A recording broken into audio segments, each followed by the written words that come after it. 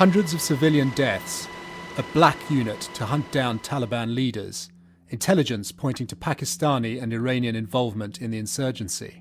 The US military's secret Afghanistan war logs provide the most revealing picture of the conflict so far. An hour-by-hour account emerges from 92,000 cryptic reports, each recording an incident involving NATO troops, a Taliban attack, or intelligence received. They were shared with The Guardian, The New York Times, and Der Spiegel by the whistleblower's website, Wikileaks. Its founder, Julian Assange, explains why he made it public. If journalism is good, it is controversial by its nature. It is the role of good journalism to take on powerful abuses.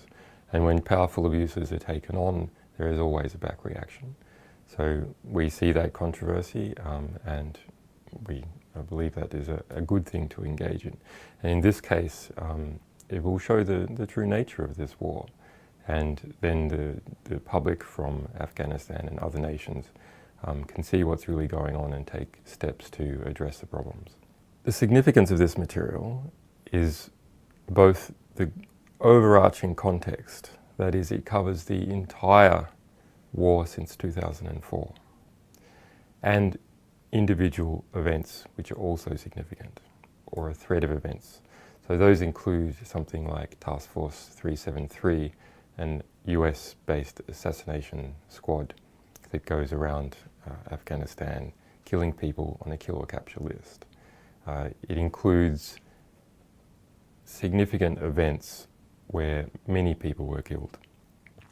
For instance, we are looking at an event that killed 181 people at once, some by an AC-130 gunship. It includes detail about how the war is supported in various ways.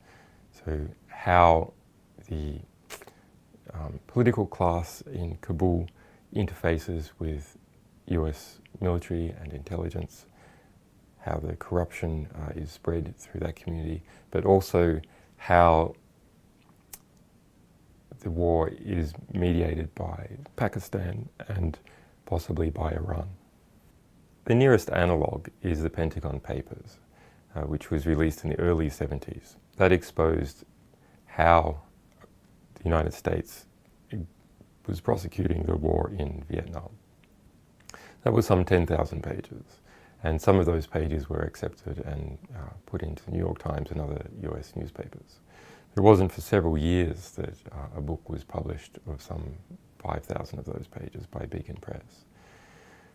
This situation is different in that it's not just more material and being pushed to a bigger audience and much sooner. If you like, everyone has the book, the whole lot at once, but rather that people can give back. So people around the world who are reading this are able to comment on it and put it in context and understand the full situation. That is not something that has previously occurred, and that is something that can only be brought about as a result of the internet. Militaries keep information secret to prosecute their part of a war, but also to hide abuse.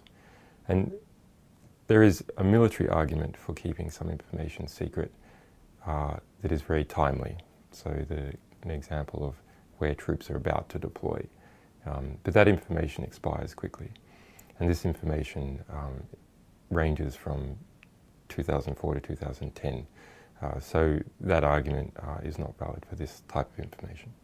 This legend on my t-shirt is really quite nice. It's from the Norwegian Journalist Association, SKUP, and it says, dig down in time.